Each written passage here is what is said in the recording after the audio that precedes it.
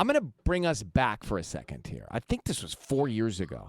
Glen Powell was here, and he was talking to us about whatever he was doing in the project he was promoting. And then it was in the news, I think, that day that he just signed on to do Top Gun. And we didn't even know if Top Gun was greenlit. Like, we didn't know where it was. It was a rumor that there was a reboot. We didn't know where it was. We didn't really talk to Tom Cruise about it. Yet. Wasn't really on speed dial, you know? No, but we had heard, they're redoing this. And it's going to be big, and it's going to be a blockbuster, and we all love the original. And Glen Powell's on it. Well, happened to be that he was here, and Glen joins us now. That was like the day after you signed the deal to be on the movie, right, Glen? That was I think it was literally the day after. Yeah, wow. You were the first person I told that news to, which was pretty damn cool. But did you have, it's Tom, it's big, but this thing's breaking records even for Cruise. I mean, when you have Jerry Bruckheimer and Tom Cruise kind of pinching themselves and being like, this never happens, it's something cool. So I think we all knew we were on the road to make something special, but I don't think anybody anticipated this. You got to tell me. So you announced to us and the world that you were signed on to do it, and I think you said you went right to San Diego. What are your first interactions when you show up to San Diego?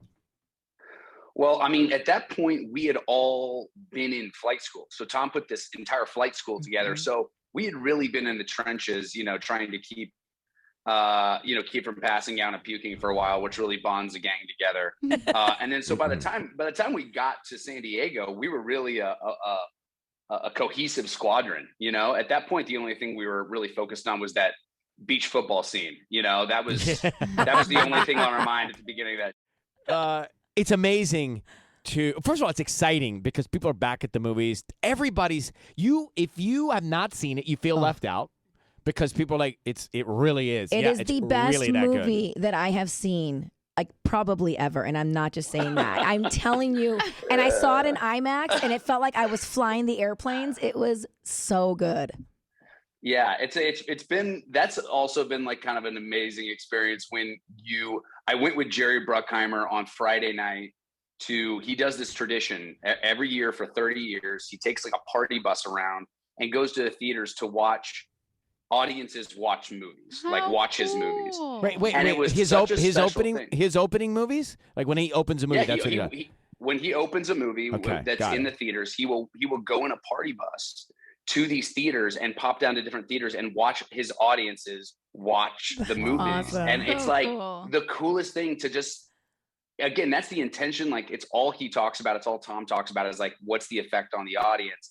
And to watch people like cry and high five and fist pump, like leaving the theater, it's just so cool. It's just, it's a hard thing to do in the movies. Everybody that's always the intention, but it's rarely the effect. You're great in it. I mean, it's like to think you didn't ever have the part is unthinkable. It's like perfect for you. Thank you. Yeah, it's been a crazy ride. I'm really glad that was the first, after I talked to Tom, right after the first weekend, I was just like, I am so glad I didn't miss this opportunity. This would have been a real bummer to have like gone through this entire thing and just been like, wow, this is the greatest movie ever. And I could have been a part of it and I'm not. And so I'm glad he didn't let me give up on it. That's for sure. We're talking to Hangman, guys. This is Hangman right now on the air. So wait, I want to go back to that. When you said to Tom Cruise, I'm glad I didn't miss this ride. What was that whole conversation from Hello like with him? I mean, are you talking about after weekend one? Yeah, like what was his, the guy has excitement and you see how he works, but what was his candid reaction to you?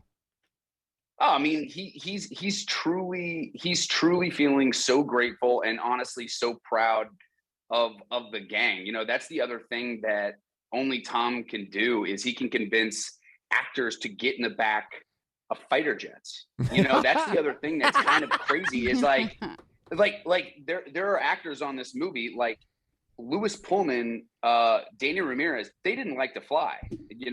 Tarzan Davis couldn't swim and he had to pass a swim phys where they dunk you in a helicopter chassis and spin you underwater blindfolded. He didn't know how to swim. So it's just like where everyone started to where they are now I'm just so proud of everybody. And you could feel Tom just feels like a proud father. Aw. The fact that not only did we do it, but we just hit the bullet with a bullet. Like he always said, it's a hard mark to hit, and we did it. It's amazing. Yeah. And you can tell Yeah. the authenticity on the screen. You can see that this is real stuff that we're watching. So I guess you're just drinking it in, right? You're just watching these box office numbers come in every Monday, and God, it just keeps getting better. Lean back with your toothpick in your mouth. Yeah, exactly. Yeah. Yeah, it's funny is talking to Tom. That was the first thing is I was like, I told him a story where I was like playing golf on Monday, and I was like, man, you're so crazy on the golf course. Like people are coming from other holes to like shake my hand and like, you know, say hi. And I was like, it was kind of surreal. He goes, what are you doing on a golf course, man? Get back to work. It's like, that's the whole point. Let's get back to work. I love his pace.